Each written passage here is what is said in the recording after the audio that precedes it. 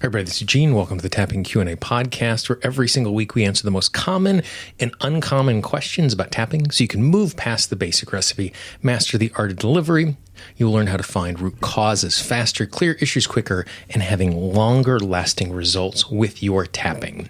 To that end, I have started a new program that I'm calling Art of Delivery Monthly. Every single month, I'm going to teach you a new tool or technique that you can use with your tapping. You'll have the opportunity to try that out in a small group, ask questions. After that, we're going to have some time for some AMA where you can ask me anything at all about tapping, about how I run my business, about how I live my life. And then finally, we'll end every single session with a tapping jam where you can just bring up any of your issues that you want to tap on, and we will tap on them as a group. The classes are happening the second full week of every single month on Tuesday and Sunday at 8 p.m. Eastern Tuesday night and noon Eastern on Sunday. So you can join with us from about everywhere in the world on one of those 2 days. It will be the same class both on Tuesday and Sunday. And if you sign up, you will get the downloads to both classes. So you'll hear other people's questions and their experience from doing it. If you'd like more information and you'd like to sign up, all you need to do is go to tappingqa.com/monthly. That's tappingqa.com/monthly, and I hope you join us. This is G. Montrastelli. Welcome to the Tapping Q&A podcast, recorded live to Kate from Williamsburg in Brooklyn. This is episode 491, originally aired December 9th, 2020. Hi, everyone. I hope this finds you well wherever you are and whatever time of day you're getting a chance to listen to this. Today, we are going to talk about fight, flight, freeze, fog, and flop. That is a whole bunch of F's, and you're probably not used to hearing all of them grouped together in that way. And we are going to unpack that and see how it impacts the way we approach the issues that we are dealing with when it comes to tapping, because there's actually some really fascinating information in how all of those F's interact with each other. Before we do that, I just wanted to send a big shout out to everybody who is supporting the Tapping Q&A podcast, and a big shout out to everybody who participated in our raffle. I raffled off 3 one-on-one sessions with all of the money going from that raffle to support small businesses through Kiva. We ended up raising $980, which I also matched into a donation into Kiva, which meant that we were able to support over 80 businesses all over the world. The really cool thing with Kiva is, as those business owners repay the loan, we're able to loan them out again and again if you participated in the raffle. Thank you, thank you, thank you for your support of Tapping Q&A and small business owners all over the world. If you have been in personal development or just thinking about being human for any length of time, you have probably heard the phrase, or you're very familiar with the idea of fight or flight. When we are in danger, we go into fight or flight. The reality is the response is much more complicated, or at least more sophisticated, maybe not complicated, than fight or flight. That when we are dealing with these particular emotions, it is a combination of what is going on in our autonomic nervous system and our polyvagal system. And I am not going to spend a great deal of time diving into the biology and the neurology of those particular things. It's useful, it's fascinating, but I don't think we need to have a deep understanding of those ideas in order to be able to transform ourselves. I love that sort of investigation, that there's information there. But at a high level, we can just talk about the F's and we can see what is going on. And at the top of the show, I mentioned it is more than just fight or flight. And there is not a huge amount of consensus around the way we break all of this down, only because it's not crisp lines. It's not like one emotion stops here and another emotion stops there. But as we're navigating our way through these different parts of our nervous system and we're having different biochemical responses, we draw some lines just so it's easier for us to categorize what is going on. And as you think about fight, flight, freeze, fog, or flop, that there's actually some combination in there about being passive and being active in how we are responding. And so what I'm going to do is I'm going to start with the most extreme passive response and move to the most active response at the extreme end. So the most extreme passive response is oftentimes referred to as flop, just so that we can have another F. And basically what flop is that when we are in so much trauma or so much fear, we simply collapse. Basically, this is when an animal is playing dead so that a predator will leave it alone. It's literally flopping onto the ground as it is playing dead. And you can see that that is a super passive response. It is so passive, not only am I standing still, but I'm going to the place where I am pretending to be dead. The next step up the rung, if we were going to look at these on a spectrum, would be freeze. And you'll notice that inside of freeze, I use the word fog as well, because for me, there is the sense of freeze where we're standing really still. So as a primitive defense mechanism, a prey animal, like back home in Wyoming where I grew up, the antelope are basically the color of the dried out sagebrush and the dirt. And if they are in danger, what they do is they stand really, really still. Again, this is a passive action. They're not doing anything that is moving. But in the process of standing still, they're blending into the horizon. They're blending into the landscape so they can't be seen. This is the reason why deer oftentimes get hit in the middle of the road is as a car is coming at them, biologically they're responding like a prey, like a bobcat is coming after them. And so what they're doing is they're standing really, really still not to be seen.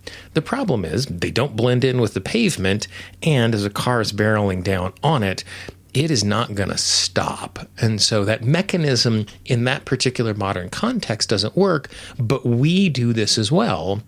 And the reason why that I have included fog into this is that when we go into freeze, oftentimes what happens is our brain goes foggy. And this can actually happen in all of the stages as we are in fear, because one of the things that we do to protect ourselves when we are in danger is the capillaries in our brain squeeze shut, because they're pushing oxygen down to our legs so that we can escape. Because when we're in danger, the body prevents us from doing things that are a waste of energy and only focus on keeping us safe. You know, it's the reason why someone says, I was so scared I peed my pants. Well, the reason that that happens is because when we are afraid and when we're in danger, the body just flushes everything out of the GI system, so we're not spending any time digesting food, and that's the reason why we describe it in that particular way. And so when we're looking at freeze, for prey animals, it's not moving. For us as humans, it's a much more feeling stuck, that I'm frozen in fear about what is going on and I don't know exactly what to do. And one of the consequences of that is we get foggy in the brain. So the next step up, and we're now moving from the passive into the active, is flight. Flight is I am in the middle of danger, and the way that I'm dealing with that danger is I am running away. And so you can see it is active because there is movement involved. Now, if I see a prey animal, I see a dog barking on the street, I quickly move and go the other direction. That is flight. But the exact same thing can show up when there are things that I need to be doing in my business. There's things that I need to be doing in my life. And what I do is I distract myself. I go look at the news. I fall down social media rabbit holes. I go and watch videos of the penguins being released in the Chicago Art Museum as they poke around in the middle of the time of the museum being closed. So what I'm doing is I'm fleeing from the task that is really scary. And then the most active version of fear is fight. There is something that is coming at me that is dangerous, and as it is coming at me dangerous, what I do is I turn and I respond, and I go back after it. I fight what is happening off. And so you can see how, as we move from this passive to the active, all of them are based in fear, but there's different degrees of action to that. And the reason why I think it's really valuable to look at this through all of these different lenses is twofold. The first is oftentimes some of these things like foggy brain and flopping and fleeing away from stuff and not doing anything at all, we don't necessarily identify as fear. You know, if I see an animal that I am afraid of, if I see a venomous snake, it makes sense that I am in fear. When I'm sitting at my office, at my desk here in Brooklyn, New York, and I'm avoiding tasks, I just think, boy, I'm just really distracted today. I'm having a really hard time focusing. But when I recognize that flight, fleeing from the activities that I need to do, or freezing where I'm being stuck and I'm distracted, that then gives me the opportunity to go, okay, these are tasks that I should be doing. What am I afraid of? And what this does is it gives us a new entry point to understand what is going on and why we are or are not taking action. And the other thing it gives us the ability to do is it gives us the ability to think about this as a spectrum. I was thinking about a client of mine who was in a circumstance where her dog had an encounter with a black bear. And as she was reporting this to me and she was telling me the story, she said that when it happened, she sprung into action and she got her bear spray and she got in there and she protected her dog, which is great. Like, it's awesome that she was willing to do that for the animal that she loves so dearly. But what she said next was really interesting. She said, this is a demonstration of how far I've come, because in the past, if I was in that circumstance, I would have just froze and I wouldn't have done anything and hoped that the moment passed. Because I am more comfortable inside of my own skin and I'm stronger, I fought, I didn't freeze. And I thought that was a really interesting reflection. And so when we are in a circumstance where we're not taking the action that we want, it's really easy to be frustrated by the fact that that is happening. But there is a difference as we go from passive to active and how involved we are, with me just kind of being freezy, foggy-headed, distracted, to me choosing to do something else. That's a more active approach to what I'm afraid of. It doesn't transform the fear, but it means I'm more present in this moment. You know, sometimes when it comes to taking action, I'm really afraid of it and I just push my way through it so I can get the dang thing done. And that's not the best resource state to be doing it in, but it's getting done because I'm fighting my way through it. So all of this is to say that fear shows up in lots of different ways. And if you search online for fight or flight, you'll get 8,000 different diagrams of these emotions on waves and in grids and on XY axes. And it's just different people trying to figure out how we can understand contextually in our daily life what it looks like. For me, I just kind of think of it as a spectrum, with flop playing dead at one end, moving to freeze, which includes foggy brain, moving on to flight, which is us fleeing, and fight, us fighting back. Ultimately, we want to be in a circumstance where we are focused and calm and in the moment, and we're not actually dealing with fear, but we're dealing with the gravity of the circumstance. And so what this does, by looking at it on this scale, is it gives us the opportunity to unpack how we are responding and what is the underlying fear, and two, to recognize the fact that we're having progress. Because if I go from running away to fighting my way through something, even though that's not a good experience, I am being more successful. So that is a high-level, slightly philosophical explanation or exploration of fight, flight, freeze, fog, or flop. And I think it will be useful for you as you are stepping into the action that you are taking this week. That if you find yourself not doing something, are you fogging out? Are you fleeing? What are you doing? And then underneath it, Ask yourself the question, if I do this, what will go wrong? Or tune into that physical sensation of the fear, however it is showing up as fight, flight, freeze, fog, whatever it is, and asking the physical sensation, what are you afraid of? What danger do you perceive here?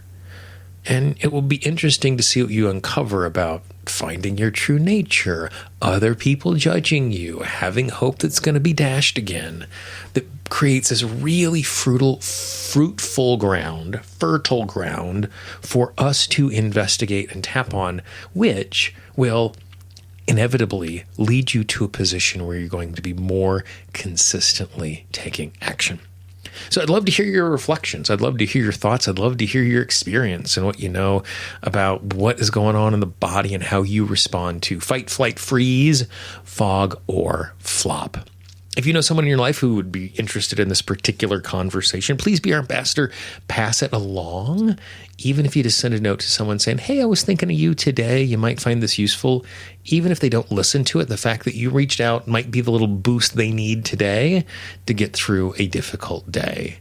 If you haven't done so, subscribe to the podcast in podcasting parlance. Subscribe is always free. You can get the podcast in Apple Podcasts, Google Podcasts, Spotify, Pandora, Amazon Music, Audible, really anywhere you get audio. All you need to do is search for Tapping Q&A. Click subscribe, click follow, turn on the notifications so that every single week when a new resource comes out, you are notified right away.